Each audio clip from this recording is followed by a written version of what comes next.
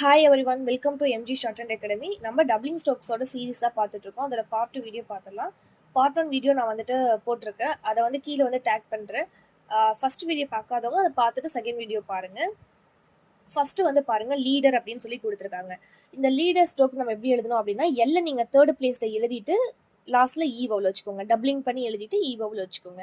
அடுத்து லெண்டர் அப்படின்னு வரும்பொழுது எல்ல ஸ்ட்ரோக்கை டப்ளிங் பண்ணி எழுதிட்டு என் கோக்கி போட்டுக்கோங்க. ஏ வவுல் செகண்ட் பிளேஸ்ல வச்சுக்கலாம். அடுத்து தியேட்டர்ஸ் அப்படின்னு வரும்போது டிஹெச் ஸ்ட்ரோக்கை தேர்ட் பிளேஸ்ல எழுதிட்டு எஸ் சர்க்கிள் போட்டுக்கோங்க. செகண்ட் பிளேஸ்ல ஏ வவுல் வச்சுக்கோங்க. மேட்டர் அப்படின்னு வரும்பொழுது எம் ஸ்ட்ரோக்கை டப்ளிங் பண்ணி எழுதிக்கோங்க. அது மட்டும் போதும். மீட்டர்னு வரும்பொழுது தேர்ட் பிளேஸ்ல எம் ஸ்ட்ரோக்கை டப்ளிங் பண்ணி எழுதிட்டு இ வவுல் வச்சுக்கலாம். ஹரிசானல் ஸ்ட்ரோக்ஸை பொறுத்த வரைக்கும் உங்க எல்லாருக்கும் தெரிஞ்சது தான். ஃபர்ஸ்ட் பிளேஸ் சவுண்டு வரும்பொழுது ஃபர்ஸ்ட் பிளேஸ்ல எழுதுவோம். செகண்ட் பிளேஸ் சவுண்டு வரும்பொழுது செகண்ட் பிளேஸ்ல எழுதுவோம். தேர்ட் பிளேஸ் சவுண்டு வந்தாலுமே நம்ம செகண்ட் பிளேஸ்ல தான் எழுதுவோம். இது ஹரிசானல் ஸ்ட்ரோக்ஸ்க்கு மட்டும் இது பொருந்தும். ஸோ இந்த வீடியோ உங்களுக்கு பிடிச்சிருந்துச்சு அப்படின்னா மறக்காம நம்ம சேனலை சப்ஸ்கிரைப் பண்ணுங்க, உங்க ஃப்ரெண்ட்ஸ்க்கும் ஷேர் பண்ணுங்க. தேங்க்யூ.